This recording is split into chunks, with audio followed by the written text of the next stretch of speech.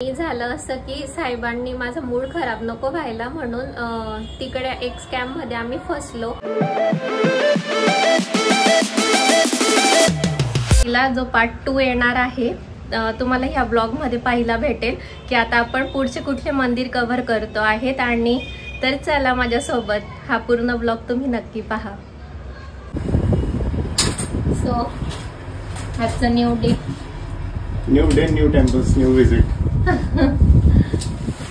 आज आपण सुरू करतोय एकदम एक्साइटिंग जर्नी विरार जीवदानी मंदिर आणि नायगाव चंडिका देवी मंदिर। पण त्याआधी थोडा खरा मुंबई वाइब एक्सपिरियन्स करूया। सकाळी आम्ही फुल रेडी होतो दादर स्टेशनवर निघायला। सो आता आम्ही निघालोय स्टेशनकडे आणि स्टेशनवरून मग ट्रेननी विरारला जाऊया। दादर स्टेशनवरून सुरू झाली खरी मुंबई स्टाईल यात्रा। बस, ट्रेन आणि नंतर ऑटो। मुंबईची लोकल ट्रेन म्हणजे या शहराचा हार्टबीट। इथे लोक रोजच्या धावपळीत एकमेकांना अनोळखी असूनही हलक्या स्मित हास्याने जागा देतात। हीच तर या शहराची खासियत, स्पिरिट ऑफ मुंबई। तर गाईज आम्ही 155ला दादर म्हणून बसलो आणि आता करेक्ट 3ला आम्ही विरारला पोचलो। तर आता इकडनं आपण जाणार आहे जीवदानी टेम्पलला। तर चला इकडनं आपण ऑटो करू का? ऑटो करू, शेअर्ड ऑटो भेटतात तो दादर ईस्टला। ओके तर चला।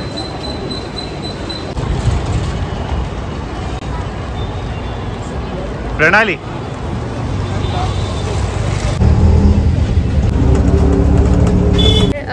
जीवदानी मंदिर आपण शेअरिंग ऑटो केली तर 20 रुपीज घेतात। अँड जर पूर्ण फक्त 2 लोकांसाठी करून घेतली तर 100 रुपीज बोलले ना। Yes 100 rupees. असं आम्ही आलो आहेत, आता पोहोचलो। तुम्हाला दाखवते इकडचा व्ह्यू। खूप छान असं मंदिर आहे। रोपवे पण अवेलेबल आहे अँड स्टेअर्सने पण आहे। सो रोपवेने जर गेलं तर 200 रुपीज आय थिंक चार्जेस आहेत।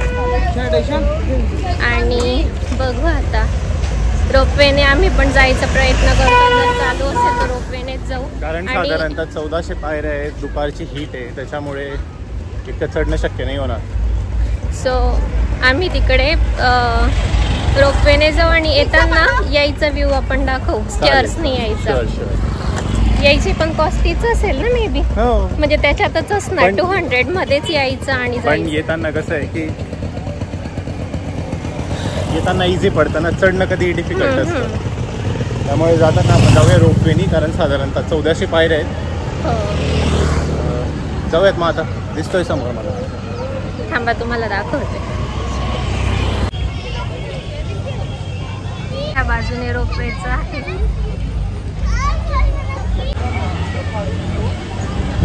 हे आपण पाहू शकतो इकडे जाऊन रोपवे थांबतात ना, दिसते मला एक झाड आहे ना मध्ये, त्यामुळे नाही दिसत। नवरात्री सुरू होण्याच्या 1 दिवस आधी आलो होतो म्हणून गर्दी कमी आणि मन अगदी प्रसन्न होतं। आणि आपण पाहू शकतो की नवरात्री निमित्त कार्यक्रमाचं सुद्धा आयोजन करण्यात आलं इकडे।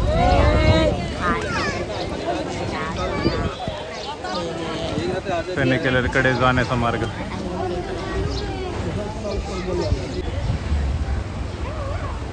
तर आपण पाहू शकतो एक यायची रूटची आहे आणि एक जायच्या रूटची ट्रेन दिसते आपल्याला।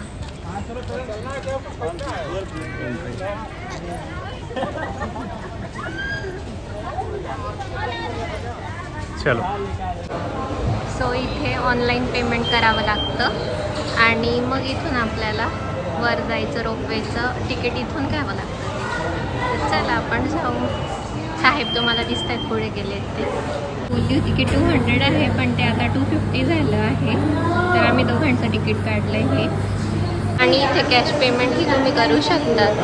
त्या बाजूला ऑनलाईन होतं आणि ह्या बाजूला कॅश पेमेंट होतं। सो इथून स्टार्ट होते आमची स्काय राईड। एक स्पेसिफिक काउंट नंतर ते आपल्याला आत बोलवतात।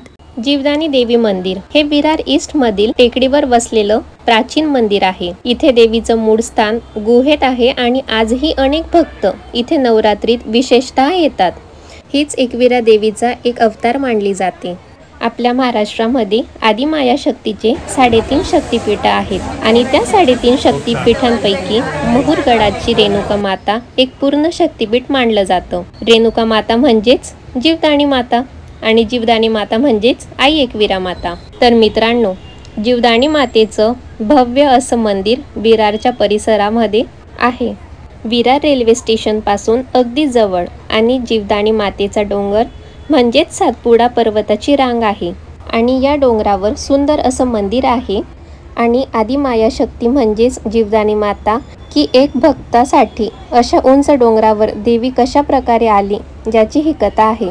देव आणि भक्त कसं नातं असतं हा व्हिडिओ शेवटपर्यंत बघा. आदिमाया शक्तीची स्तुती जरी ऐकली तरी जीवनाचे संकट दूर होते असं म्हणतात. हजारो वर्षापूर्वी पांडवांना वनवास मिळाला होता 12 वर्षाचा. त्या काळात ते देवीचं दर्शन घ्यायला आले होते. त्यानंतर त्यांनी कारल्याला एकविरा मातेचं मंदिर बांधलं होतं. म्हणजे तेव्हापासून देवी इथे आहे. तर कोण होता तो भक्त ज्यासाठी देवी इथे आली होती? या विरारच्या परिसरामध्ये एक बौद्ध समाजाचा मुलगा होता. तो गुरे वाढायचा. गुराखी म्हणतो आपण ज्याला तो. त्याच्याकडे होते गाई म्हशी, पण तो देवीची भक्ती करायचा. दिवसभर गुरं वाढायची, परंतु मनामध्ये आदिमाया शक्तीचं मनन असायचं आणि त्याच्या मनामध्ये एक इच्छा होती की देव आहे ना, देवी आहे ना, तर एके दिवशी आदिमाया शक्तीने मला दर्शन द्यायला हवं. अंतिम देह त्याचं तेच होतं की देवीने दर्शन दिलं पाहिजे. तर तो भक्त एके दिवशी गुरं चारत चारत या वसई विभागात आला. सद्गुरू शंकराचार्य फार विद्वान आणि देवाची भक्ती करणारे होते.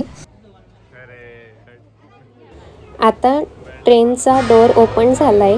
उर्वरित स्टोरी मी वर गेल्यावर सांगते. आता आधी आपण देवीचं दर्शन घेऊयात. इथून बाहेर आल्यावर आणखीन स्टेप्स चढून आपण वर लिफ्टने 8 फ्लोअरपर्यंत जातो आणि पुढे अगदी शांत वातावरण जे की जीवदाणी मातेचं मन भरून दर्शन करूया. पाऊस चालू आहे आणि वरतून सर्व सिटी दिसते आपल्याला विरार. अगोदर या विशाल डोंगरात देवीचं एक छोटंसं मंदिर होतं. जसं जसं देवी भक्ताला पावली तसं तसं भक्तांनी हे मंदिर मोठं बनवलं. तर हे सुंदर मंदिरात आपल्याला देवीची प्रतिमा पाहायला भेटते.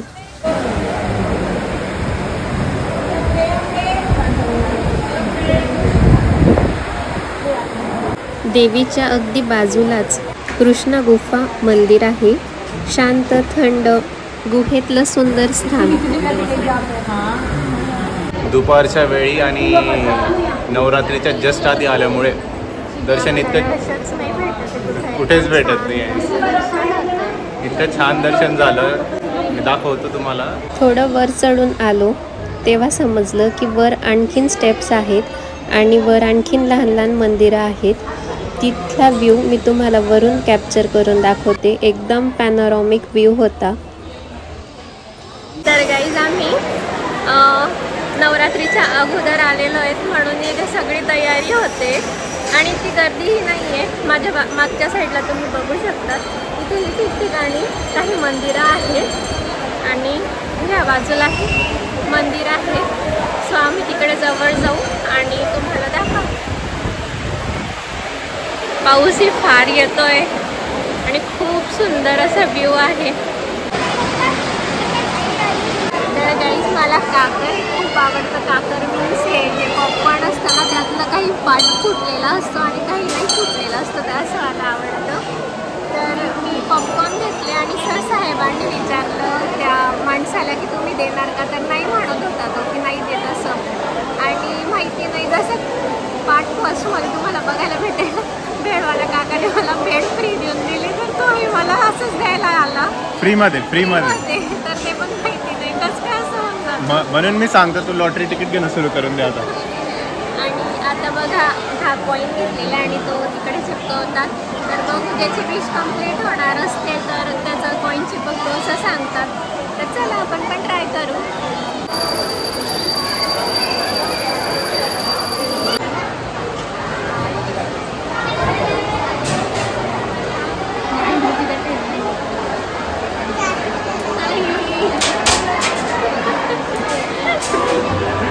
आजची एक विश ऑलरेडी पूर्ण झाली तुझी पॉपकॉर्नची. तर इथे वर कालभैरव मंदिर, महाकाली देवीचं मंदिर आणि छोटे छोटे स्टॉल्सही होते जिथे तुम्ही चहा घेऊ शकतात. पॉपकॉर्न नाश्ताचे स्टॉल्सही वर आहेत. प्यायच्या पाण्याचे नळही वर आहेत आणि तसंच वॉशरूमची पे अँड यूजची अरेंजमेंटही आहे. मग अचानक जोरदार पाऊस सुरू झाला म्हणून घनदाट धुकं खाली उतरलं होतं. काहीच दिसेनासं झालं होतं. नाही दिसत आहे.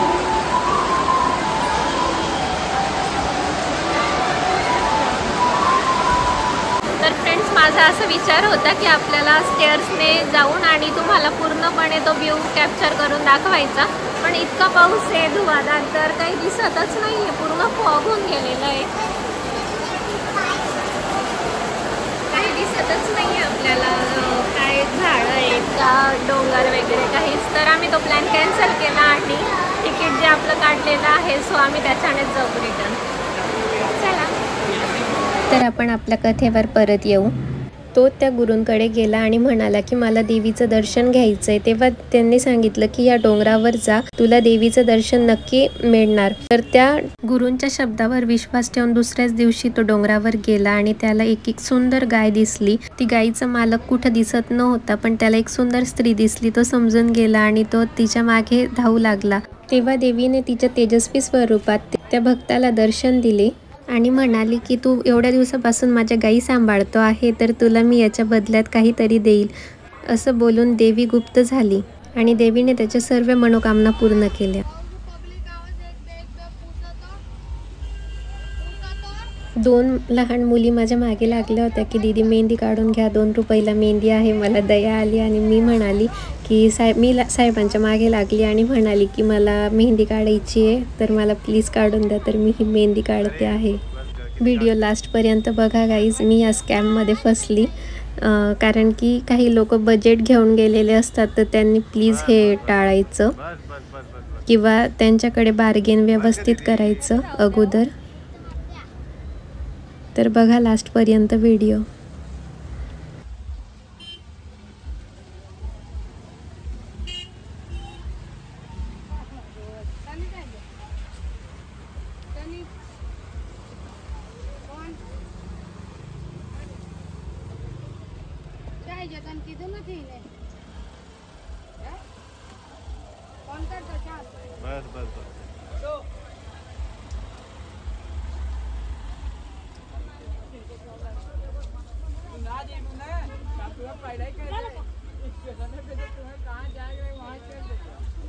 पुन्हा दाखव, चेहरा दाखव आता. छान वाटतंय ना. मॅमला वाटलं की 10 रुपयात भेटेल इतकी. किती मध्ये पडली तुम्हाला? 150 मध्ये झाली मग ऊस पूर्ण.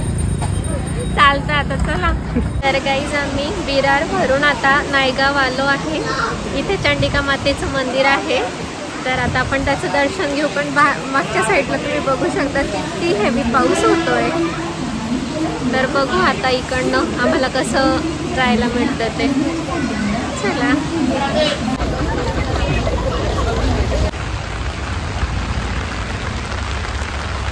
तर अशा प्रकारे कुठल्याही प्रकारची पूर्वतयारी नसताना आम्ही आलेलो आहे. पूर्ण प्लॅन करूनच घरून निघायचं, कारण की ऐन वेळेस काहीही होऊ शकतं. आता पाऊस इतका हेवी आहे, स्टील आम्ही ऑटो वगैरे करून आम्ही व्यवस्थित पोहोचलो आहे, पण इतका पाऊस आहे. तर आता आम्ही इकडे आलेलो आहे चंडिका देवी मंदिराला, जे ग्रामदैवत आहे नायगावचं. तर पाहूयात, हा आपला शेवटचा स्टॉप असेल आजचा. दर्शन घेऊयात आणि घरी जाऊयात. या मंदिरात कोणाला गुडघ्यांचा त्रास असेल तर लिफ्टचीही बाजूने सोय केलेली आहे. बिना शुल्क आहे ती.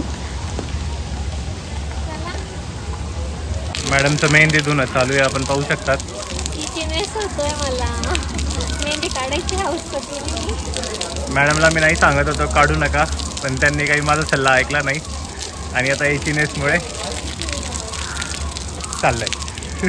ठिकठिकाणी बाण दाखवण्यात आलेले आहेत, त्या मार्गी तुम्ही वर जायचं.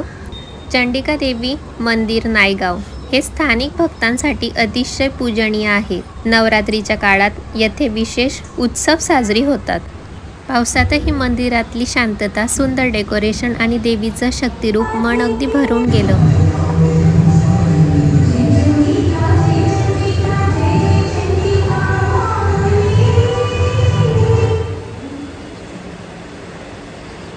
तर गाईज आम्ही ह्या मंदिरात आलो. खालून फार मोठे स्टेप्स आहेत. वरती आल्यावर हे जे मंदिर आहे, जे देवीचं आपण पाहिलं ती पूर्णपणे माउंटनमध्ये आहे. जसं पहाडमध्ये देवी ही आहे आपली. तर तुम्हाला मी दाखवलं, खूप सुंदर स्वरूप आहे देवीचं. आणि फार आपण म्हणतो ना की फार स्ट्रगल करून आम्ही इथपर्यंत पोचलो आहे. पाऊस वगैरे सगळं फेस करून. तिकडे आम्हाला बस स्टॉप पण समजत नव्हता आणि ऑटो, शेअरिंग ऑटो आहे एक प्रायव्हेट ऑटो पण करायला आम्ही तयार होतो, पण समजतच नव्हतं की कुठून आम्हाला भेटणार. तर पण नक्की या दर्शनाला. खूप छान आहे, वरती इथे येणं आणि खूप मस्त देवीचं स्वरूप आहे हे.